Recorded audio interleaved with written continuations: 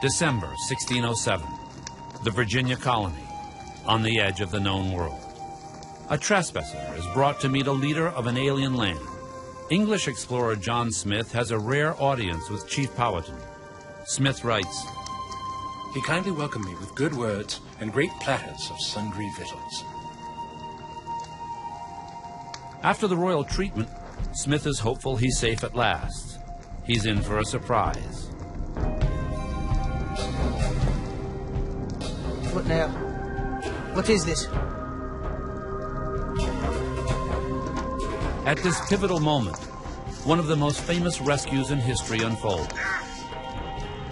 As many as could thereon laid on his head, and being ready with their clubs to beat out his brains. Pocahontas, the king's dearest daughter, got his head in her arms and laid her own upon his to save him. The legend of Pocahontas is based on Smith's own account, but the experts don't buy it.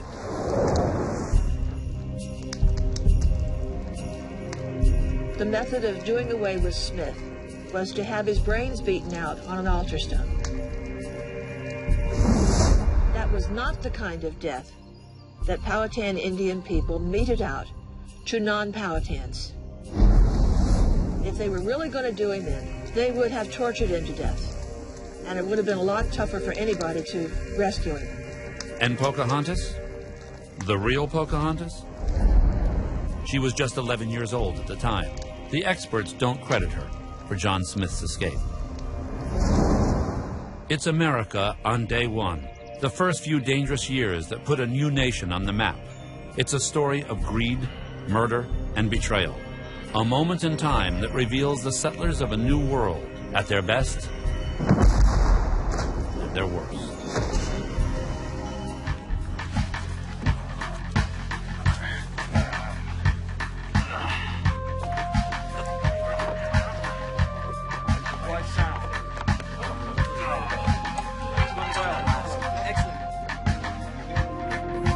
Jamestown, Virginia, one of the most important archaeological sites ever discovered. It's the first permanent English settlement in America, the launching pad for the American dream. This place that changed world history forever covers over 22 acres. Owned and managed by the Association for the Preservation of Virginia Antiquities, the dig site is packed with cutting-edge equipment and a full team of 13. Among them, Blythe Straub, the project curator. Her job, identify and organize the staggering array of artifacts recovered at the site. I'm most surprised about the sheer quantity of artifacts that have survived. We have over 500,000 artifacts from this early time period. All this might never have happened. It took one man's gut instinct to rechart the map of the past, starting at the James River.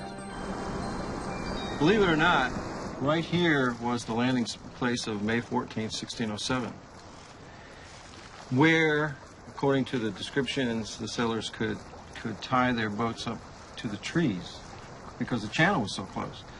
400 years of erosion has worked on this western end of the island to the point you couldn't recognize the landing spot, but I really believe this is where it is. The conventional wisdom was that, like the landing place, the fort had also eroded into the river and was lost forever. However, it was clear to me there was a piece of ground that had never really been looked at. For 30 years, archaeologist Bill Kelso nursed his obsession.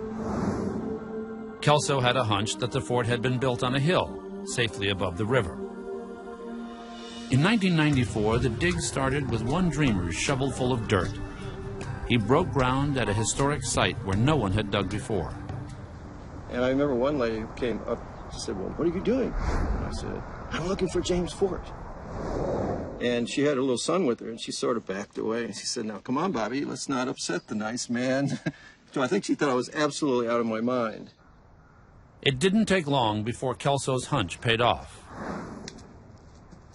About immediately, just under the grass, I began to find artifacts that I knew were old enough to be the James Fort period. What your parents told you was wrong. America didn't start at Plymouth Rock. It's May 13, 1607, 13 years before the Pilgrims landed. and English explorers are already trying to carve out a piece of America. In the early 1600s, England is in a race with Spain to gobble up the New World. Spain is cleaning up in South America, rich with gold and silver. The English figure they'll hit pay dirt in Virginia.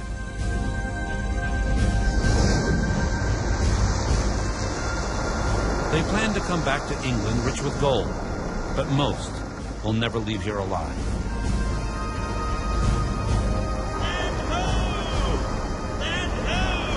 We came to our seating place some 8 miles from the point of land where our ships do lie so near the shore. Settler George Percy recalls his first impressions. The ground all flowing over with fair flowers, as though it had been in any garden or orchard in England, strawberries and other fruits unknown, woods full of cedar and cypress trees. We kept on our way in this paradise.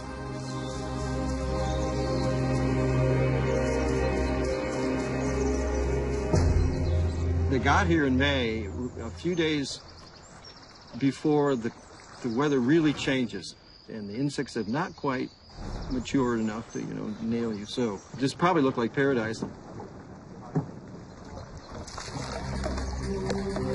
The English call their settlement Jamestown, after their king.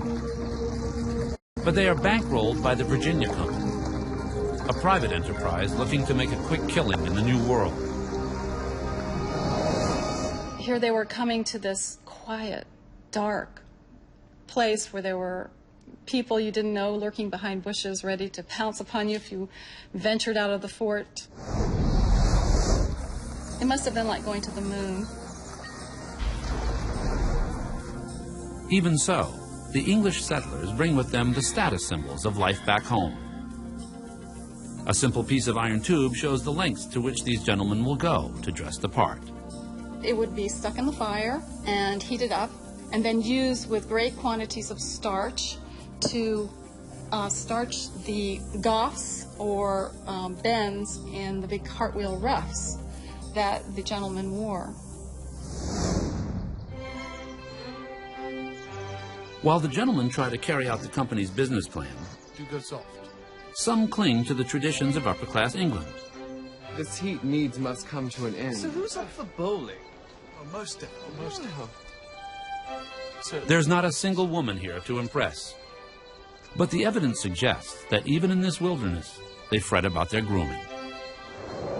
They were really particular about their teeth and about their ears, and this little scoop would actually dig out earwax. One end has a hook, and that would be for scraping what they call scale off your teeth. We call it plaque. George Percy, a true blue blood, is the son of an earl. But because he's not the eldest son, he's denied an inheritance. Jamestown is his only chance to make it big. While he looks for trading deals, other settlers are expected to do the heavy lifting. Among them, 27-year-old John Smith. Luckily for the settlement, he's not afraid to get his hands dirty. Short in height, but big on bravado, he's a former mercenary and one-time pirate. Smith's accounts of life at Jamestown paint a dark picture. Within 10 days, scarce 10 among us could either go or well stand. Such extreme weakness and sickness oppressed us.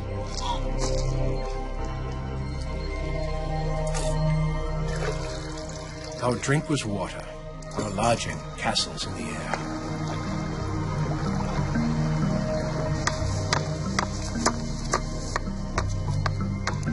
Smith labeled the smooth-talking noblemen ingenious verbalists, slackers incapable of hacking it in the new land. Our ingenious verbalists were no less plague to us in Virginia than the locusts to the Egyptians. John Smith may be a shameless self-promoter, but he's also the best leader they've got. Smith never expected other people to work harder than he did himself. And he got in there and, led the charge and didn't just sit there and take notes. He's a hero to me because he was fighting the system, and I think of him again as a sort of John Wayne of the 17th century.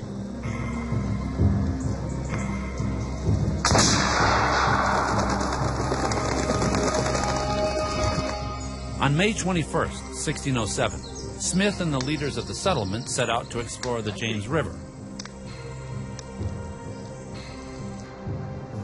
May 26th. While they're still upriver, the settlement is leaderless. The Indians seize the moment to strike.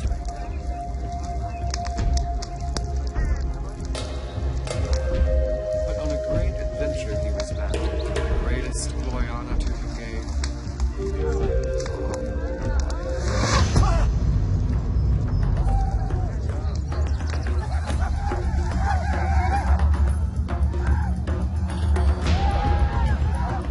There came above 200 of them with their king and gave a very furious assault and shot through the tents.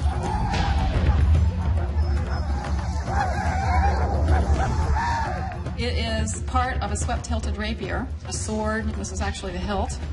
These types of weapons would be worn by gentlemen. A weapon. The wrong weapon for this fight. Evidence the settlers are so confident they have not yet unpacked most of their firearms.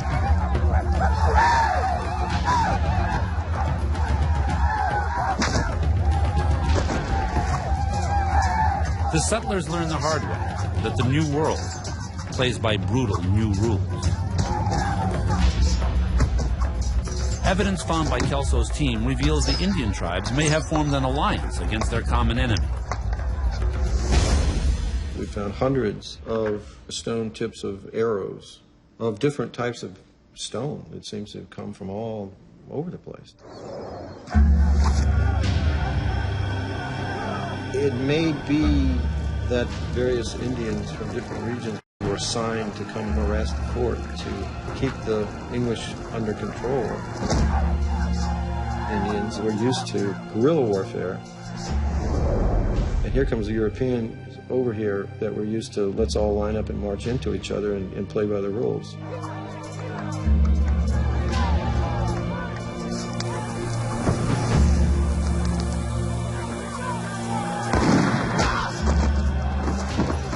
After they had spent their arrows and felt the sharpness of our shot, retired into the woods.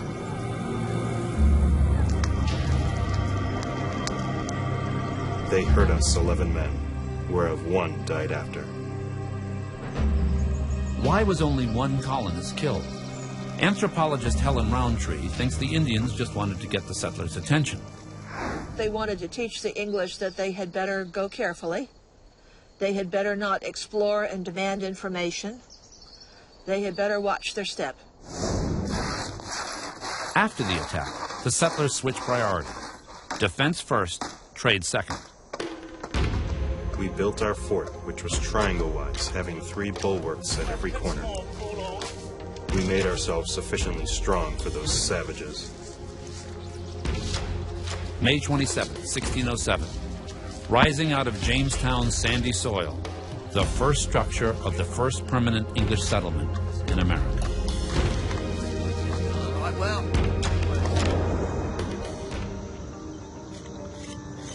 Today, Kelso's team sifts every shovelful in search of what really happened here and tracks each find by computer.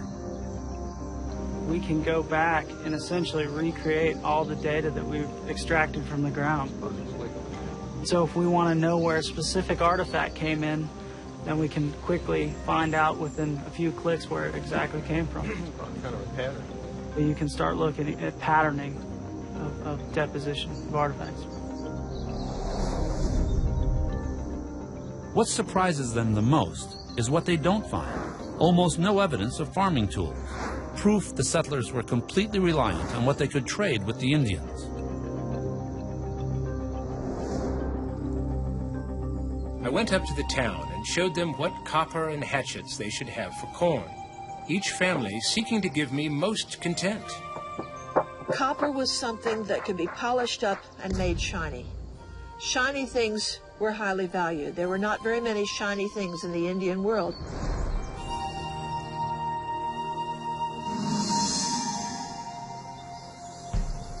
Farewell. But Smith soon encounters some tough customers among the tribes. I traded with a churlish and treacherous nation. They attempted to take our pieces and our swords by stealth. They were ready to assault us. There's treachery amongst them. Step slow. From his contacts with different tribes, Smith learns of a powerful Indian leader named Powhatan. This is the man who can make or break the settlers' business dealings with the Indians. But Powhatan is a shadowy figure, as elusive as he is influential.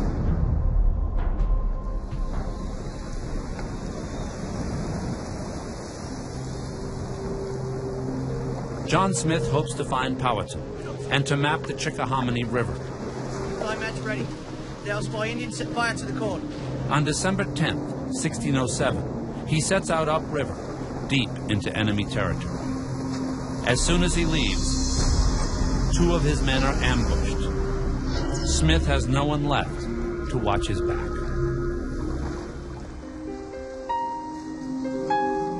Led by an Indian guide, John Smith probes deep into the Virginia wilderness. He keeps his eye out for the Powhatan Indians. Too bad for Smith, they find him first. Within a quarter of an hour, I heard a loud cry and a hollowing. The Indians had betrayed us. Smith suspects his guide has led him into a trap, but Smith uses him as a human shield. I seized him and bound his arm fast to my hand in a garter, with my pistol ready bent to be revenged on him.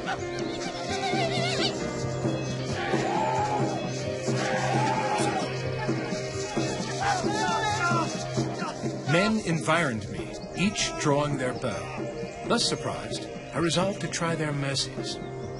But John Smith has got another secret weapon the Indians aren't expecting. Smith is as slick a showman as he is a talker, and it's showtime. Much they marveled at the playing of the fly and needle, which they could see so plainly and yet not touch. They all stood as amazed with admiration and laid down their bows and arrows. And we have found a compass case. The actual glass part would fit into this center circle right in here. John Smith began to amaze them with the compass and how it worked. And as they looked through the glass was very foreign to them anyway. And you could see through it, and you could see the pointer going around. Could this 400-year-old artifact be the actual compass that saved John Smith's life? The hour lines on the compass are calibrated for a latitude of Venice, so it wouldn't work too well for Jamestown. And we do know also that John Smith traveled extensively through Italy, so it's possible that it may be his compass dial. John Smith's gamble pays off. He earns an audience with Powhatan himself. He also meets Powhatan's favorite daughter, Pocahontas. What Smith claims happens next could be the first great whopper in American history. The story that Smith writes about Pocahontas saving his life at the last minute from getting his brains beaten out on a rock, he made that one up. As for Pocahontas' legendary drop-dead beauty, don't go there. Pocahontas was not tall and skinny. She was more likely to be rather short and heavily muscled, since given the work Powhatan Indian women and girls did, it would have been very, very physical. It's much more likely that Pocahontas was built like a piano mover. What is more likely, sort of an alliance was struck between Powhatan personally and John Smith personally. Jamestown. Smith and Powhatan make a sweetheart deal for a trading partnership. The Indians will supply the settlers with corn in return for copper, tools, and beads. These are the sky blue beads of John Smith, who, such a marketing man he was, told the Indians that the Queen of England wore these beads. And so, of course, she suddenly wanted to have him for his very own, and Smith just happened to have a couple barrels along with him. In spite of Smith's salesmanship, or maybe because of it, the two men managed to hit it off. Smith ends up staying there for 2 weeks. You have to look at Captain John Smith as the man. He had a good relationship with the Virginia Indians. He was Powhatan's adopted son. And I think he admired their way of life. He wrote down their languages and studied them and tried to learn from their adaptation to the environment, just like the English would have to do to survive. The Indian customs he witnessed must have seemed strange to an Englishman of the time. For instance, Smith and his fellow settlers never bathe, but the Indians bathe every day. John Smith must have been shocked.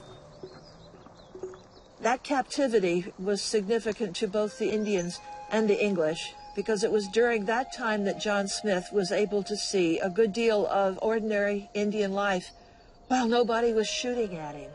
All his other visits to Indian towns were either diplomatic occasions or military ones. So the historians and anthropologists are fascinated with his captivity. Smith arrives back at camp to report on his alliance with the Indians. But he sees his good news may have come too late. Over half of the original settlers have died of sickness and starvation. John Smith! There's more bad news for Smith. His enemies have learned of the deaths of his men and hold him responsible. Halfield, Robinson, and Emery. They plotted to have him put to death for the lives of Robinson and Emery, pretending that the fault was his that led them to their ends. Within hours, Smith is tried, convicted, and sentenced to death. Suddenly, Smith gets another amazing break. Just as they're about to string him up, a new boatful of settlers arrives. The new arrivals shift the balance of power in Smith's favor. In a surprise twist, they have all charges against Smith dropped and elect him president of the colony. Within 3 months, Smith's leadership pays off. The colony is thriving. A pretty odd assortment that includes 6 more tailors, a perfumer, a glassmaker, and 2 gold diviners, along with 2 English women, the colony's first. Historians always imagined this as a world completely walled off from the Indians that surrounded them. Indians on one side of the palisade and the settlers on the other side, and everything's just clear cut, you know, that culture against culture and all. But I don't think that happened at all. By examining the artifacts at the site, Kelso believes he can confirm a controversial theory, that Indians actually lived side by side with settlers inside Jamestown's walls.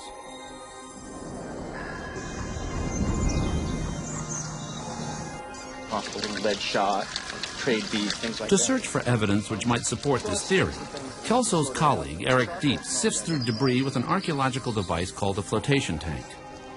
All the organic material, once it's agitated, will float to the top, and it separates it out from the things that sink. We'll float all of that soil through this tank and make sure that we get every little bit of evidence that we can. Here's a little fish jaw. It's the jawbone to a fish. Right here, it's a very small piece, but it's a piece of the local Indian pottery. One of hundreds found so far. Too many to come from trade with the Indians alone. And traces of corn and venison indicate many were used in cooking. Remember the other one? That is a typical type of meal that the Indians were consuming at this time and would have been something they would have prepared for the colonists to eat.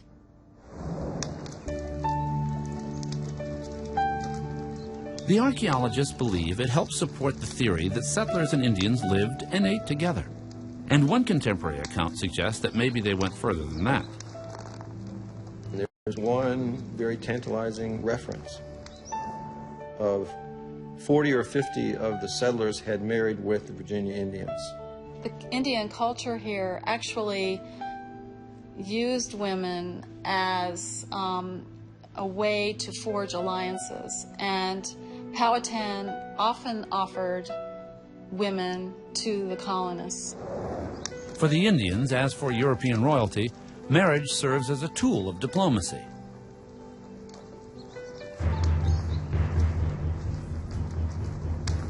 Despite tension with the Indians, the bitterest conflict at Jamestown is among the settlers themselves. According to Smith, the wealthy gentlemen don't appreciate that he makes them knuckle down. He that will not work shall not eat. For the labors of 30 or 40 honest and industrious men shall not be consumed to maintain 150 loiterers. At Jamestown, grim evidence suggests that friction between the settlers flared into violence. The remains of an apparent murder victim have been analyzed by forensic experts at the site. He died a violent, traumatic death. There was a lead ball found immediately associated with his remains, which passed through his leg just below the knee. He would have bled out rather quickly. There's a major artery running down the leg that would have probably been severed by the injuries sustained. He was a male, 17 to 20 years of age, and of European ancestry. These things we know based on analysis of the skeletal elements.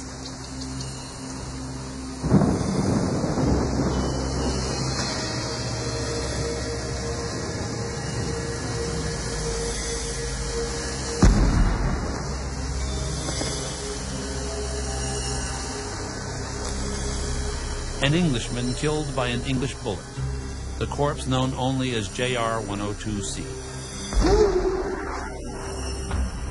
The first known murder victim in American history.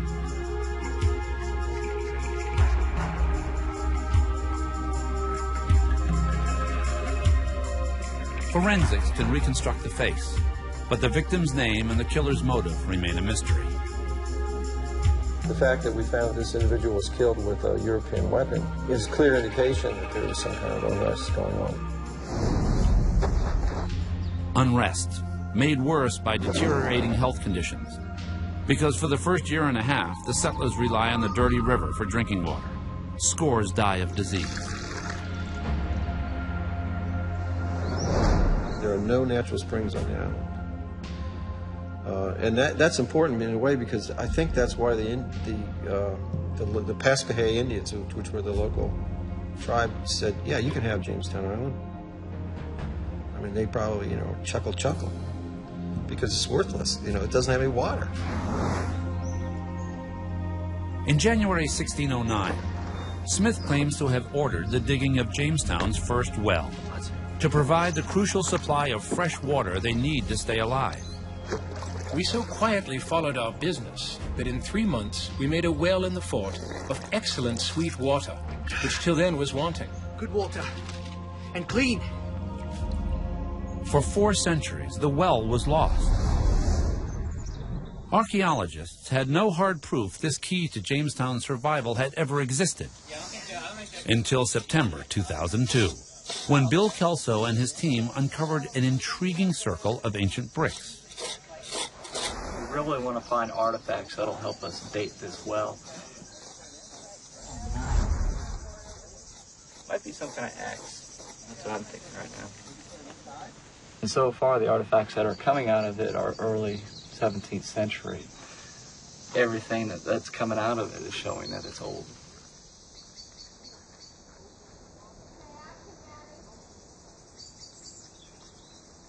The well turns out to be much more. A tunnel back in time.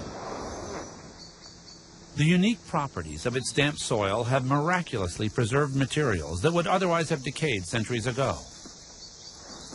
The leather of a settler's shoe, the pewter of a measuring jug, and the firing mechanism of a musket.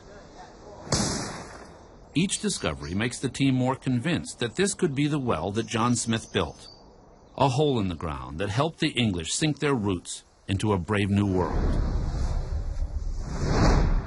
John Smith has solved Jamestown's water problems. You'd think his leadership role would be secure. You'd be wrong. Smith's gentlemen enemies are more determined than ever to put this commoner in his place.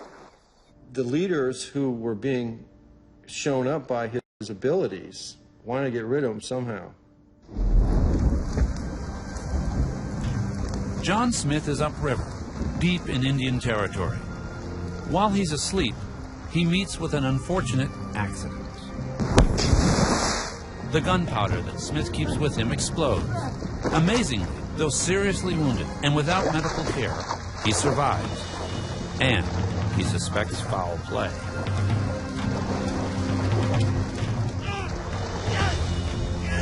Someone fired his powder bag, which tore the flesh from his body and thighs, 9 or 10 inches square, in a most pitiful manner.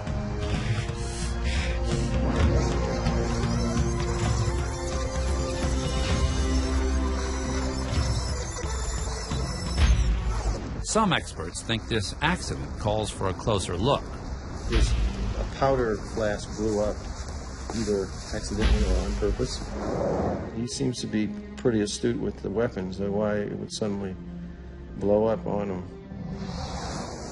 Could this be the New World's first attempted political assassination? If it's meant to get rid of John Smith, it does the job. Smith is so badly wounded, he has to step down. His replacement, George Percy, can't help gloating. Smith, being an ambitious, unworthy, and vainglorious fellow, was justly deprived of all. The place of government being void, I accepted thereof. After 2 turbulent years in America, Smith heads home to nurse his wounds. He will return to America 5 years later to promote his latest scheme, a colony he calls New England. Smith's departure and a harsh winter send a chill through the settlers left to survive at the fort. Relations with the Indians grow icy as well. The English build settlements in defiance of Powhatan's wishes. The chief orders his warriors to kill anyone who sets foot outside of Jamestown's walls. Must be something here. Trading with the Indians for supplies is over, and leaving the fort is suicidal. Trapped and running out of food, 500 settlers see no way out. Now all of us at Jamestown, beginning to feel that sharp prick of hunger, which no man truly describe, but he which has tasted the bitterness thereof, a world of miseries ensued.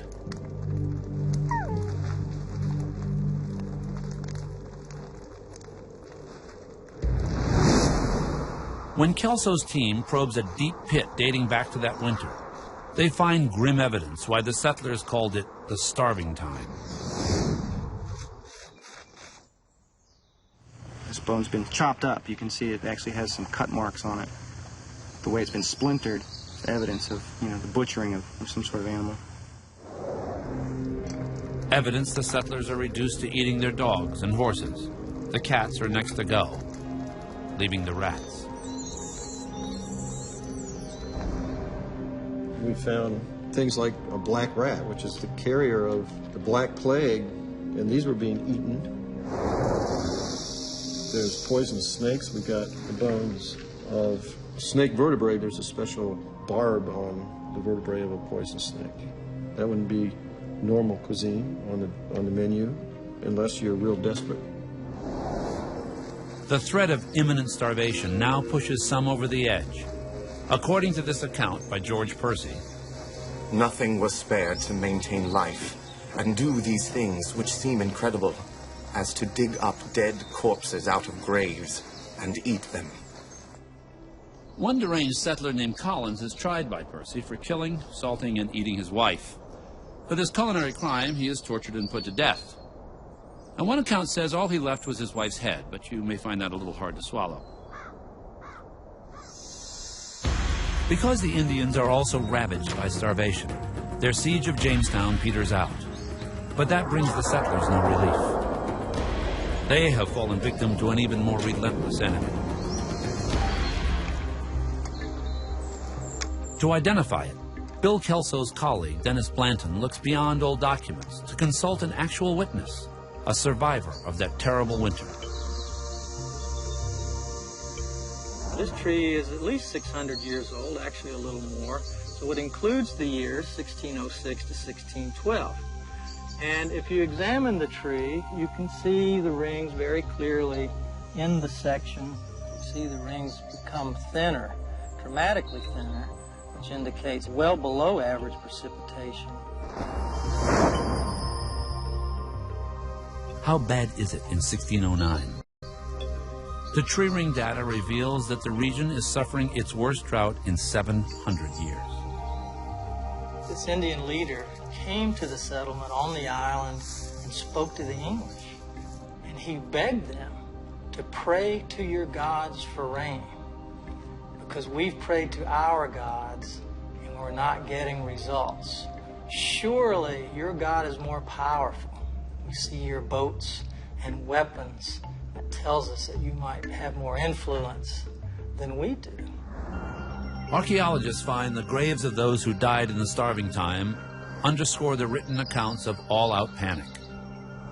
There are several burials that appear to be rather hasty in nature. They're not very deep. The graves aren't necessarily long enough for the occupant. One grave shack contained 3 people. These sorts of things suggest that there were a lot of people dying at times when it was difficult to carry out a proper burial. Now the only hope for the desperate settlement lies in outside help.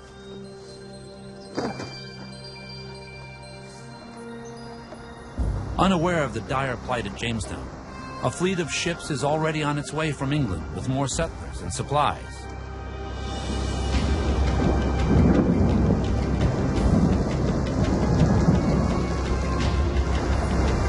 William Strachey, an aspiring playwright on one of the ships, keeps an eyewitness account of a crossing gone wrong. Winds and seas were as mad as fury and rage could make them. For 24 hours, the storm in a restless tumult had blown so exceedingly as we could not apprehend in our imaginations any possibility of greater violence. 7 of the 9 ships make it to Jamestown, but most of their food and supplies are lost or ruined in the storm. They arrive with 400 more settlers, 400 more mouths to feed. Now they're in even worse shape than they were before. 2 of the 9 ships never make it. One of them, the flagship, with Strachey aboard. Now, like Strachey, the settlers at Jamestown are marooned, their dreams in tatters. But after almost 3 years fighting against all odds, for Jamestown, fate is about to take another unexpected twist.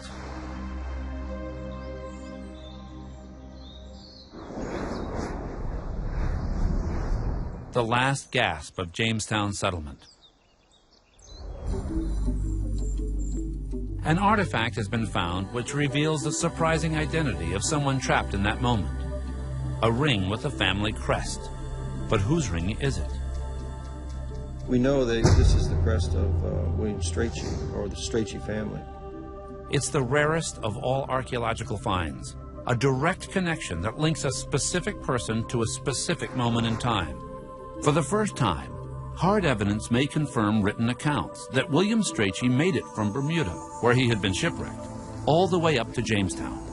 Strachey had spent 9 months in literal paradise in Bermuda. This was a great place. There's food all over the place. The colonists spent a year there building 2 new ships, by which they finally did get to Virginia.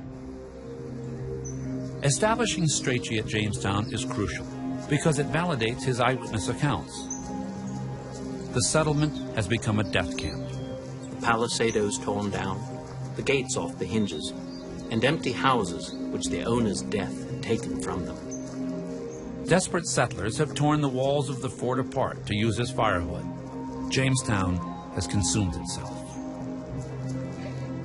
The Indian killed as fast without as famine and pestilence did within, with many more sufferances brought upon them by their own disorders than I have heart to express.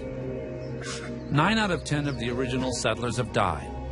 Since the start of winter, only 60 survive. For the new leaders, it's a no-brainer. There could be no readier course than to abandon the country. Sir Thomas Gates, the new governor of the settlement, has seen enough. He makes the painful decision to pull the plug.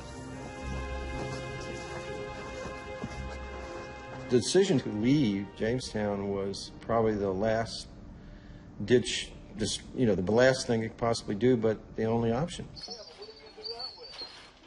In a pit located where the gates of the fort used to be, Bill Kelso's team finds evidence of the drastic steps the settlers took to keep their weapons out of Indian hands. In this area, when we first started excavating, we came across the top of a helmet, cabot helmet of the time period. And then as we uncovered it, found that it had been placed upright on a shelf in the pit.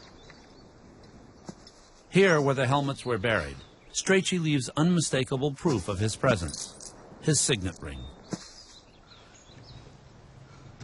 It will link him to Jamestown forever.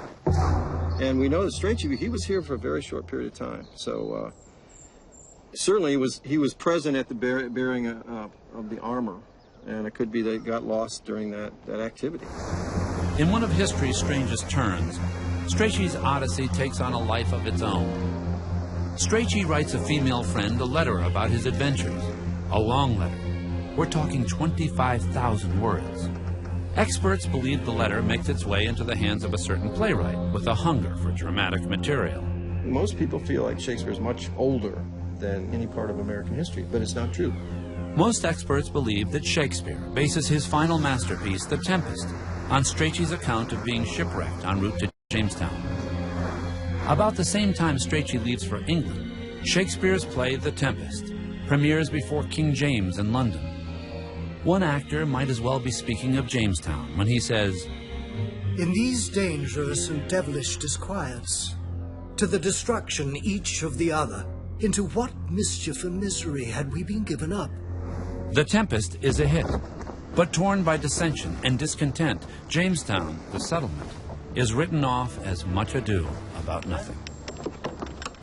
The settlers abandon Jamestown, but low tide forces them to spend the night only 5 miles from the settlement. What they don't know is a mystery ship is heading for Jamestown. The last act of the drama will have a surprise plot twist that might even make Shakespeare jealous. In the afternoon, the tide turns, and the settlers leaving Jamestown find that the tide has turned in their own fortunes as well. We discovered a longboat making towards us from Point Comfort. To our no little joys, we had intelligence of the Honorable Lord Delaware arriving before the fort. It's an 11th hour rescue, so unlikely. If it weren't true, nobody would believe it. We're told to turn around, come back to the town, and at that, I mean, that is an absolute turning point, a moment in time that made sure that Jamestown would be the first permanent English settlement. This honorable lord met them with 3 ships exceedingly well furnished with all necessaries fitting, who again returned them to Jamestown. Even more valuable than the food and reinforcements, William Strachey. the ships bring a new leader, Lord Delaware. George Percy. Our own people were never so weak and so far out of order as now I found them. The next day I set the sailors to work to unlade ships and the landmen to cleanse the town. Delaware has his men take out the trash. For today's archaeologists, it's pay dirt. It seems to be about that time period that we find all of this stuff being thrown out in vast quantities. It's not just the daily tossing out of garbage from a household use. It really is a massive cleanup sort of situation. For the first time since John Smith left, Jamestown has a take-charge leader in Lord Delaware. No wonder there's a state named after him. Delaware and John Smith had a number of things in common as personalities. They both had a lot of real grit. But Delaware had one major advantage over Smith.